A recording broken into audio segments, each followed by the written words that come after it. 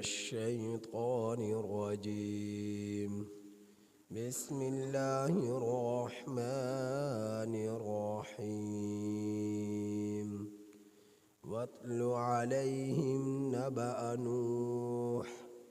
إذ قال لقومه يا قوم إن كان كبر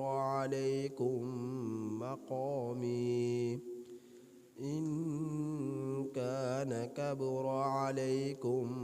مقامي وتذكيري بآيات الله فعلى الله توكلت فاجمعوا أمركم وشركاءكم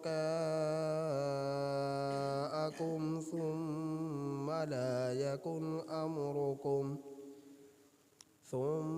لا يكن أمركم عليكم غمة ثم اقضوا إلي ولا تنظرون. فإن توليتم فما سألتكم من أجر إن أجري إلا على الله وأمرت أن أكون من المسلمين. فكذبوه فنجيناه ومن معه في الفلك وجعلناهم خلائف وأغرقنا الذين كذبوا بآياتنا فانظر كيف كان عاقبة المنذرين۔ یہ سورہ یونس کی آیت نمبر 71 تا 73 آپ حضرات کے سامنے تلاوت ہوئی۔ ان آیات کریمہ کا ترجمہ یہ ہے، وَاتْلُ عَلَيْهِمْ، اور اے میرے پیغمبر آپ تلاوت کیجئے ان لوگوں پر، نبأ خبر کی، نوح کی، اور اے میرے پیغمبر آپ ان لوگوں پر تلاوت کیجئے، پڑھ کر سنائیے نوح علیہ السلام کی خبر۔ اذ قال، جس وقت نوح نے کہا، لقومہ، اپنی قوم سے، یا قوم، اے میری قوم، ان کان کبر علیکم مقامی، اگر تم پر میرا کھڑا ہونا گراں گزرتا ہے، وتذکیری، اور میرا نصیحت کرنا، بآیات اللہ، اللہ کی آیتوں کے ساتھ، فعلی اللہ توکلت، سو اللہ پر میں توکل رکھتا ہوں، فَأَجْمِعُوا أَمْرَكُمْ، سو تم جمع کر لو اپنے معاملے کو، وَشُرَكَاءَكُمْ، اور اپنے شریکوں کو، ثُمَّ لَا يَكُنْ أَمْرُكُمْ، پھر نہ ہو أَمْرُكُمْ عَلَيْكُمْ غُمَّةٌ، پھر نہ ہو تمہیں اپنے معاملے پر کوئی اشتباہ، ثم اقضوا الی، پھر تم لوگ فیصلہ کر لو میرے خلاف، ولا تنظرون، اور تم لوگ مجھے مہلت نہ دو۔ فَإِن تَوَلَّيْتُمْ، بس اگر تم لوگ منہ پھیرو گے، روگردانی کرو گے، فما سألتکم من اجر، تو میں تم سے سوال نہیں کرتا کسی اجر کا، کسی اجرت کا، کسی معاوضے کا، ان اجریہ نہیں ہے میرا اجر الا علی اللہ مگر اللہ ہی پر، وَأُمِرْتُ اور مجھے حکم دیا گیا ہے، ان اکون من المسلمین کہ میں ہو جاؤں فرما برداروں میں سے۔ فَكَذَّبُوهُ سو ان لوگوں نے نوح کو جھٹلایا، فَنَجَّيْنَاهُ پھر ہم نے نوح کو نجات عطا فرمائی، وَمَن مَّعَهُ اور ان لوگوں کو جو نوح کے ساتھ تھے، فی الفلک کشتی میں، وَجَعَلْنَاهُمْ خَلَائِفَ اور ہم نے ان کو بنایا نائب، خلیفہ، نائب، وَأَغْرَقْنَا الَّذِينَ اور ہم نے غرق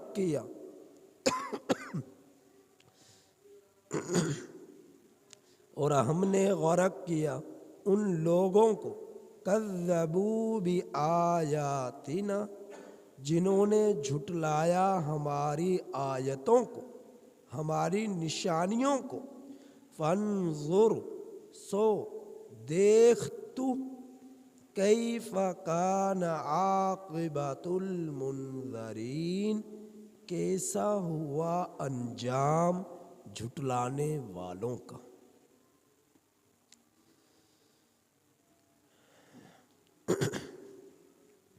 نبی کریم صلی اللہ علیہ وسلم کو اللہ جل شانہ فرما رہے ہیں کہ اے میرے پیغمبر، اے میرے محمد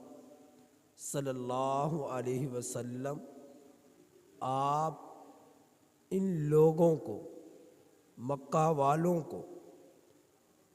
اپنی امت کے لوگوں کو، ان انسانوں کو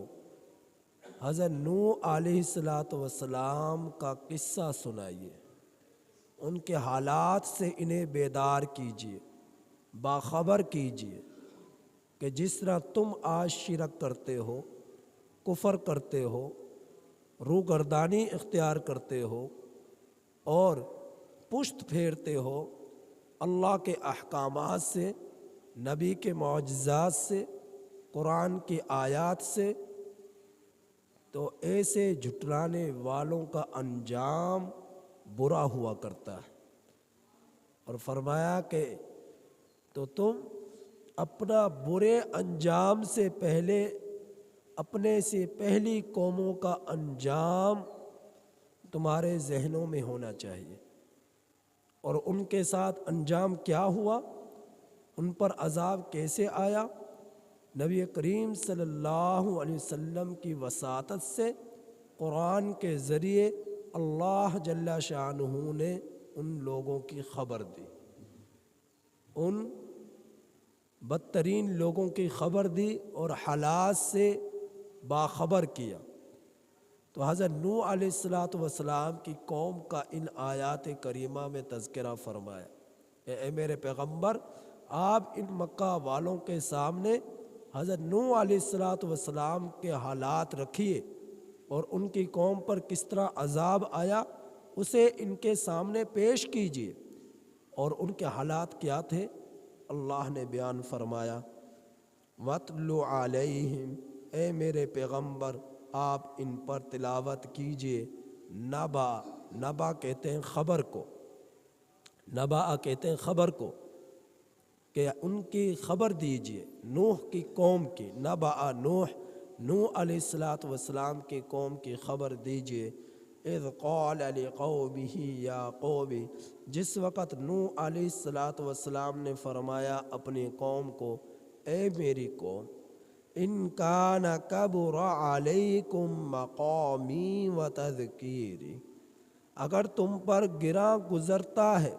بھاری گزرتا ہے میرا کھڑا ہونا اور میرا نصیحت کرنا اللہ کی آیتوں کے ساتھ، تو فعلی اللہ توکلت تو میں اللہ ہی پر توکل رکھتا ہوں، اور اب تم جمع کر لو اپنا معاملہ اور اپنے شریکوں کو، پھر نہ ہو تمہارے معاملے میں تم پر کوئی اشتباہ،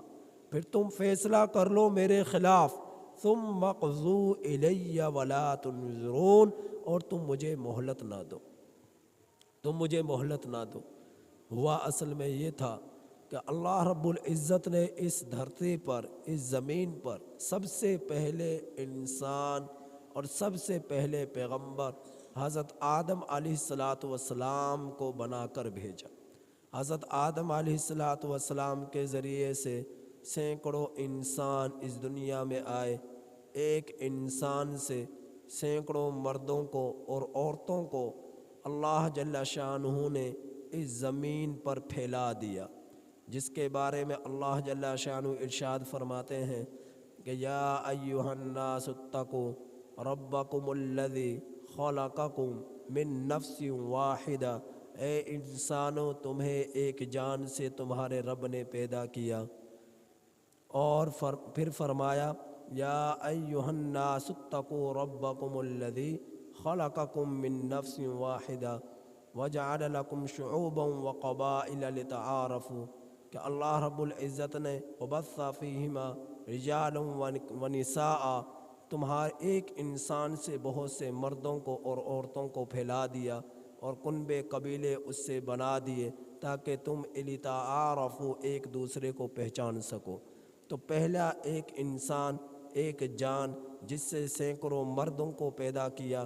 عورتوں کو پیدا کیا، اور پھر ان سینکڑوں مردوں اور عورتوں سے قبیلے بنے، بستیاں بنی، دیہات بنے، شہر بنے، ملک بنے، اور پھر پوری دنیا میں سینکڑوں ملک جو ہے بن گئے، اور ان پر حکمرانی کرنے والے لوگ آج بھی اس دنیا میں موجود ہیں جو اقتداروں کو سنبھالے ہوئے ہیں، اور بہت سارے فرعون بنے ہوئے ہیں اور فرعونی اقتدار کی صورت اختیار کیے ہوئے ہیں۔ تو اللہ رب العزت نے ایک انسان سے ان سینکڑوں لوگوں کو پیدا فرمایا، اور وہ ایک انسان حضرت آدم علیہ السلام ہے۔ حضرت آدم علیہ السلام کے نے 1000 سال عمر پائی، اور 1000 سال جو عمر پائی، اس 1000 سال کے عمر میں کوئی شرک نہ تھا، کفر نہ تھا، عام گناہ کیا کرتے تھے، معصیت ہو جایا کرتی تھی، لیکن شرک نہ تھا۔ حضرت آدم علیہ السلام کی وفات کے 1000 سال بعد اللہ جل شانہ نے حضرت نوح علیہ السلام کی بعثت فرمائی۔ حضرت نوح علیہ السلام نے اپنی قوم کو دعوت دی، لقد ارسلنا نوحا الى قومه فقال یا قوم اعبدوا اللہ ما لکم من الہ غیرہ، کہ ہم نے بھیجا نوح علیہ السلام کو رسول بنا کر، رسالت دے کر، نبوت دے کر، اور انہوں نے اپنی قوم سے کہا اے میری قوم، ایک اللہ کی عبادت کر لو، اللہ کے سوا کوئی معبود نہیں ہے۔ حضرت نوح علیہ السلام کو اللہ جل شانہ نے 1400 سال عمر عطا فرمائی، جس 1400 سال کی عمر میں 950 سال لوگوں میں تبلیغ فرمائی، لوگوں کو دعوت حق عطا فرمائی، اور لوگوں کو دین کی طرف بلایا، ایک اللہ کی طرف بلایا۔ لیکن نوح علیہ السلام کی قوم بڑی ضدی تھی۔ شرک کی ابتدا نوح علیہ السلام کے زمانے میں ہوئی، جس کی تفصیل پہلے بھی میں بیان کر چکا ہوں۔ حضرت نوح علیہ السلام کی قوم میں 5 برگزیدہ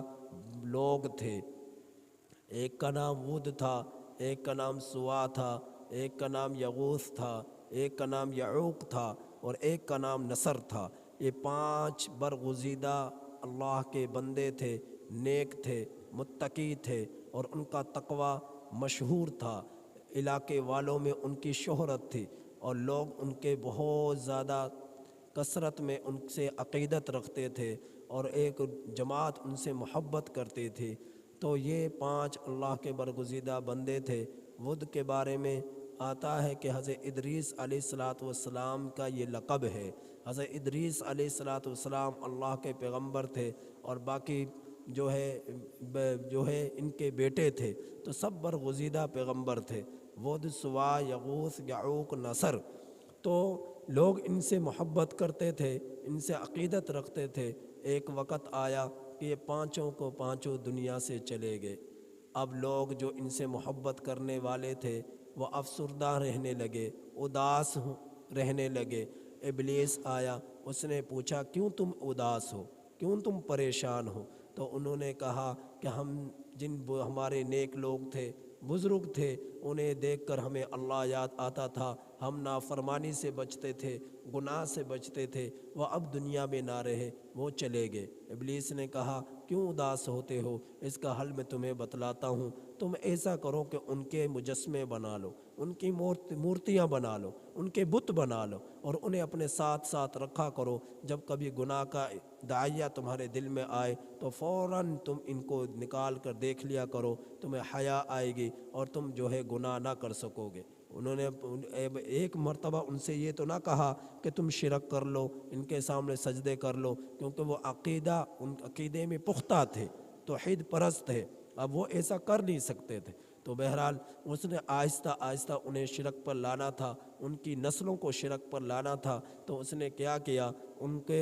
کے ابلیس کی اس بات کو انہوں نے قبول کر لیا، اور انہیں دیکھ دیکھ کر اللہ کی عبادت کیا کرتے تھے۔ جب کبھی گناہ کا ارادہ ہوتا تو وہ بزرگوں کے چہرے مجسمے ان کے آنکھوں کے سامنے آ جاتے اور وہ گناہ نہ کرتے، یہاں تک کہ ایک زمانہ گزرا وہ بھی دنیا سے چلے گئے۔ پھر ان کی نسلیں آئی، اور جب نسلیں آئی انہوں نے دیکھا کہ یہ مجسمے بنے ہوئے ہیں، یہ بت بنے ہوئے ہیں، تو ابلیس نے انہیں آ کر کہا تمہارے بڑے جو تھے ان کی عبادت کیا کرتے تھے، ان کو سجدے کیا کرتے تھے، ان کی پوجا پاٹ کیا کرتے تھے، تم بھی ان کی پوجا پاٹ کرو، ان کی عبادت کرو، ان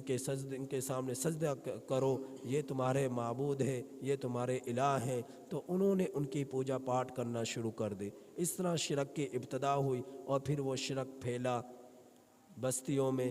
علاقوں میں، دیہاتوں میں، شہروں میں، ملکوں میں۔ اب پورے ملک بھی ایسے ہیں جس میں شرک ہے، کفر ہے، اور کفر پر ان ملکوں کی بنیاد ہے۔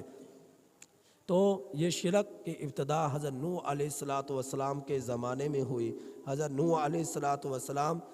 نے اپنی قوم کو 950 سال تبلیغ کی، اور ضدی اس قدر تھی کہ حضرت نوح علیہ السلام کی 950 سال کی تبلیغ میں 80-82 کے سوا کوئی مسلمان نہ ہوا، کفر ہی پر رہے اور کفر ہی پر زندگی بسر کرتے رہے، اور ضد کا یہ عالم تھا۔ جیسا کہ کل میں بتلا چکا تھا ایک واقعہ کہ حافظ ابن کثیر رحمۃ اللہ علیہ نے صحیح سند کے ساتھ اس روایت کو نقل کیا ہے کہ حضرت نوح علیہ السلام کے پاس ایک نوجوان لڑکی آئی جس کی عمر تقریباً 20 سال تھی، اور اس کی گود میں ایک خوبصورت بچہ تھا، معصوم بچہ تھا، اور وہ لڑکی اس بچے کو لے کر سامنے آئی۔ حضرت نوح علیہ السلام نے فرمایا کہ اے میری بیٹی، کلمہ پڑھ لے، تو اللہ کے عذاب سے بچ جائے گی۔ اس نے کہا اگر کلمے پڑھنے سے میں عذاب سے بچ سکتی ہوں تو مجھے عذاب سے بچنا منظور نہیں، مر جانا، کلمہ پڑھنے سے مر جانا، موت مجھے قبول ہے، مر جانا میرے لیے بہتر ہے۔ اس نے آگے سے یہ جواب دیا، اور اپنے گھر میں بیٹھی بچے کو دودھ پلا رہی تھی۔ پانی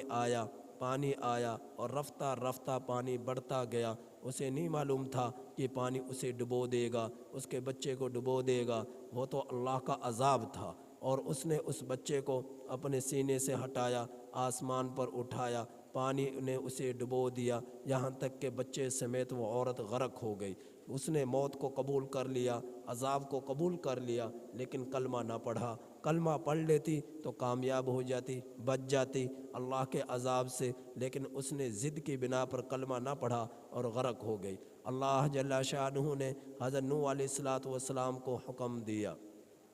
کیا حکم دیا؟ اے نوح ایک کشتی بنا۔ حضرت نوح علیہ السلام نے کشتی بنانا شروع کی۔ آپ کی قوم کے لوگ آپ کا مذاق اڑایا کرتے تھے، آپ کا استہزاء کیا کرتے تھے، یہاں تو دور دور تک پانی نہیں اور یہ کشتی بنانے چلا ہے۔ لیکن حضرت نوح علیہ السلام کو اللہ کا حکم تھا، آپ نے کشتی کو تیار کیا جس کی لمبائی 500 فٹ تھی، جس کی چوڑائی 30 فٹ تھی، جس کی اونچائی 50 فٹ تھی۔ اس کے مختلف انہوں نے طبقے بنائے، ایک طبقے میں انسانوں کو ٹھہرایا، دوسرے طبقے میں حیوانوں کو ٹھہرایا، تیسرے طبقے میں ساز و سامان وغیرہ رکھا۔ اس طرح کئی طبقے بنائے انہوں نے کشتی کے، اور پھر طوفان آیا، اور یوں آیا کہ آسمان بھی برسا، زمین سے بھی پانی نکلا، اور ایسا ہولناک قسم کا عذاب تھا کہ وہ پانی پہاڑ کی چوٹیوں تک پہنچا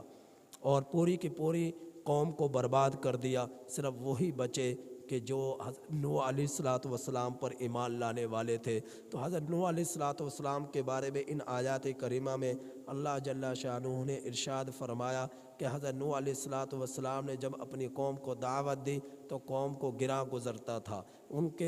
کے پیشانیوں پر تیوریاں چڑھ جایا کرتی تھی، انہیں غصہ آ جایا کرتا تھا، پھر آپ پر پتھر برساتے، آپ کو دیوانہ کہتے، آپ کو مجنون کہتے اور یہ دھمکیاں دیتے، اگر تو باز نہ آیا تو ہم تجھے سنسار کر دیں گے، تجھے رجم کر دیں گے، پتھر مار مار کر تجھے ہلاک کر ڈالیں گے، یہ دھمکیاں دیا کرتے تھے حضرت نوح علیہ السلام کو۔ حضرت نوح علیہ السلام نے انہیں کہا اگر تم پر میرا کھڑا ہونا گراں گزرتا ہے، میرا نصیحت کرنا تم پر بھاری گزرتا ہے اللہ کی آیات کے ساتھ، تو میں تو اپنے رب پر بھروسہ رکھتا ہوں، مجھے تمہاری دھمکیوں کا کوئی ڈر نہیں ہے، تمہارے جو ہے تمہارا مجھے کوئی خوف نہیں ہے، جو تم کر سکتے ہو کر لو، اپنا معاملہ تم جمع کر لو، اپنے لوگوں کو جمع کر لو، اپنی جماعت کو جمع کر لو، اپنی طاقت کو جمع کر لو، اور جو میرے خلاف کر سکتے ہو تم کرو۔ فَأَجْمِعُوا أَمْرَكُمْ وَشُرَكَاءَكُمْ، اور اپنے شریکوں کو بھی جمع کر لو، جمع کر لو ود کو، بلا لو اپنے سوا کو، بلا لو اپنے یعوق کو، بلا لو اپنے یغوث کو، بلا لو اپنے نصر کو، ان اپنے دیوتاؤں کو بلاؤ اور وہ آ کر تمہاری مدد کریں اور مجھے ہلاک کریں۔ حضرت نوح علیہ السلام نے واضح الفاظ میں اپنی قوم کو یہ بات سمجھائی، جو تم کر سکتے ہو کر لو، مجھے تو میرے رب نے جو حکم دیا ہے اس حکم کی تکمیل کروں گا، اس حکم کی تعمیل کروں گا، اس میں ذرا بھر بھی میں کوتاہی نہیں کروں گا، اور اللہ کے دین کی دعوت دیتا رہوں گا دیتا رہوں گا دیتا رہوں گا۔ جو تم کر سکتے ہو کر لو، مجھے تمہاری دھمکیوں کا کوئی مجھ پر اثر نہ ہوگا، کوئی خوف نہ ہوگا۔ ثم لا یکن امرکم علیکم غمہ، پھر نہ رہے تم پر تمہارے معاملے میں کوئی اشتباہ۔ ثم اقضوا، تم الیہ، تم فیصلہ کر لو میرے خلاف جو کر سکتے ہو، ولا تنظرون، اور میرے خلاف فیصلہ کر کر اپنے جو ہے تمام تدابیر جمع کر کر مجھے ہلاک کرنے کی، موت دینے کی تم جمع کر لو، اپنی جماعتوں کو جمع کر لو، لوگوں کو جمع کر لو، اور مجھے مہلت نہ دو، ولا تنظرون، اور پھر مجھے مہلت نہ دو۔ فَإِن تَوَلَّيْتُمْ، پھر اگر تم پشت پھیرو گے، فَمَا سَأَلْتُكُم مِّنْ أَجْرٍ، اور یاد رکھو میں جو تمہیں دعوت دے رہا ہوں، ایک اللہ کی طرف بلا رہا ہوں، ایک دین کی طرف بلا رہا ہوں، میرا اس دعوت سے مقصد چودراہٹ نہیں ہے، میرا اس دعوت سے مقصد عہدہ نہیں ہے، اقتدار نہیں ہے، مال نہیں ہے، دولت نہیں ہے، کوٹھی بنگلے نہیں ہے، جائیدادیں نہیں ہے، میرا اس دعوت کا مقصد اپنے رب کے حکم کی تعمیل ہے، اور تمہیں ہلاکت سے بچانا ہے، جہنم سے بچانا ہے، جنت میں تمہیں لے کر جانا ہے۔ میرا مقصد اللہ رب العزت نے جس مقصد کے لیے مجھے بھیجا کہ گمراہ لوگوں کو ہدایت کے راستے پر لے کر آؤں، تو میں اس مقصد کی طرف تمہیں بلاتا رہوں گا، دعوت دیتا رہوں گا، اور میں تم سے اس دعوت پر فما سألتکم من اجر، تم سے اجر کا، معاوضے کا، اجرت کا سوال نہیں کرتا۔ ان اجری الا علی اللہ، کیونکہ میرا اجر، میرا معاوضہ، میری اجرت اللہ کے ذمے ہے، اللہ مجھے دے گا۔ وَأُمِرْتُ أَنْ أَكُونَ مِنَ الْمُسْلِمِينَ، اور میرے رب نے مجھے حکم دیا ہے کہ میں فرما برداروں میں سے میں ہو جاؤں، نہ فرمانوں میں سے نہ ہوں، اللہ کی فرما برداری اختیار کروں، اور اللہ نے جو حکم دیا ہے اس حکم کی تعمیل کروں، اور اس حکم کے مطابق اور رسالت کے تقاضوں کو پورا کروں، اور تمہیں اللہ کی طرف بلاتا رہوں۔ تو یہ میرا مقصد ہے دنیا میں آنے کا۔ تو جو تم میرے خلاف کرنا چاہتے ہو کر لو، میں تو اپنے ان کاموں سے، اپنے اس دعوت والے کام سے باز نہ آؤں گا۔ فَكَذَّبُوهُ، سو انہوں نے جھٹلایا حضرت نوح علیہ السلام کو، فَنَجَّيْنَاهُ، پھر ہم نے نجات دی نوح علیہ السلام کو، وَمَن مَّعَهُ فِي الْفُلْكِ، اور ان لوگوں کو نجات عطا فرمائی جو کشتی میں حضرت نوح علیہ السلام کے ساتھ سوار تھے۔ اللہ رب العزت نے حضرت نوح علیہ السلام اللہ کے حکم سے کشتی میں سوار ہوئے، وہ 80-82 لوگ جو مسلمان ہوئے نوح علیہ السلام کے ساتھ کشتی میں سوار تھے، اور کچھ جانور کشتی میں سوار تھے، اور ساز و سامان کشتی میں موجود تھا۔ طوفان آیا، پانی بڑھتا چلا گیا، بستیوں کو ڈبو دیا، شہروں کو ڈبو دیا، انسان مر گئے، جانور مر گئے، کچھ جو بچے وہ ان کو کشتی میں سوار کیا، انسان سوار ہوئے، اور پھر جو ہے 6 مہینے 70 دن تک حضرت نوح علیہ السلام کشتی میں موجود رہے، اور جب طوفان تھما اور پانی جو ہے رفتہ رفتہ کم ہونا شروع ہوا تو وہ کشتی وستوت علی الجودی، جودی پہاڑ پر جا کر ٹھہری، اور پھر حضرت نوح علیہ السلام اپنے لوگوں کو لے کر اس کشتی سے نیچے اترے، اور پھر ان لوگوں سے آگے انسانیت کا پھیلاؤ ہوا اور لوگ بڑھے۔ تو اس طرح اللہ پاک نے حضرت نوح علیہ السلام پر ایمان لانے والوں کو اپنے عذاب سے بحفاظت اس زمین پر دوبارہ اتار دیا۔ حضرت نوح علیہ السلام جس کشتی میں سوار تھے وہ جودی پہاڑ پر ٹھہری، اور یہ پہاڑ 18,000 فٹ بلند سطح پر ہے، اور عراق کے شہر موصل جو ہے شہر ہے اس کے اندر یہ پہاڑ آج بھی موجود ہے۔ اللہ رب العزت نے